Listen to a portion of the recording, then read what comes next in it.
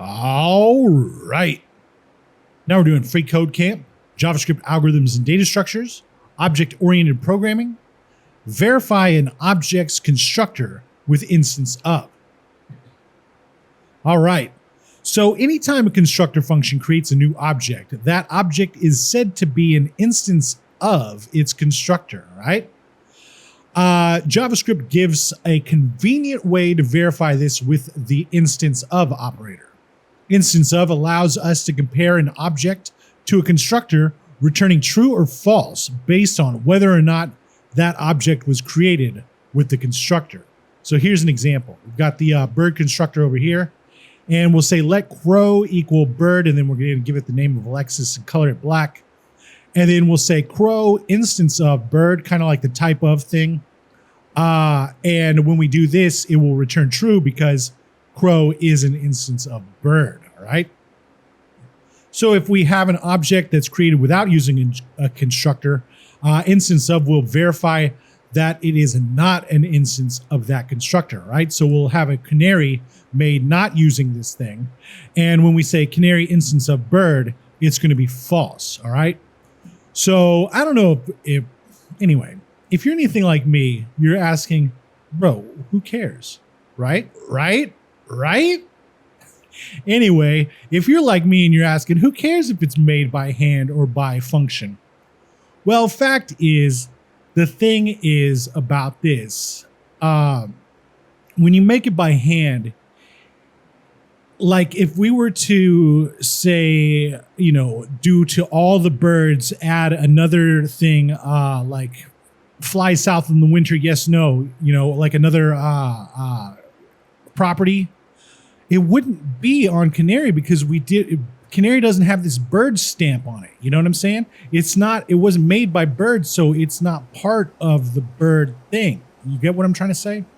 Anyway, I don't know how to explain that any better than that. That's what ChatGPT told me anyway. Anyway, so just ask ChatGPT. It'll tell you what's up. So here we go. Let's create a new instance of the house constructor, calling it my house, and then passing a number of bedrooms. And then we're going to use instance of to verify that it is an instance of house. All right. So we're going to do that over here. We're going to create a new constructor, a new house constructor, calling it, a new instance of house, calling it my house. So we'll come over here and we'll say, let my house equal new house. And then inside of this, we'll put 3 for a 3-bedroom house. Why not? And then we're going to use instance of to verify if it's an instance of the house. So under this, we're going to say something like this. We'll say, house, is that it? Yeah, house, no, my house, instance of house, like that. Hopefully that'll work.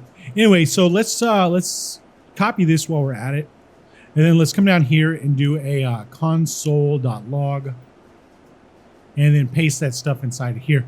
And it does say true because it was made using this house thing. Now, if we were to do something like this, let other house be a thing like this, and we'll say num bedrooms equals 5, because it's a nice house. Num bedrooms. Does this not work? This dot num. Let's say this dot num bedrooms. Does that not work? Oh, it's got to be like this, huh? And let's take the this out of it.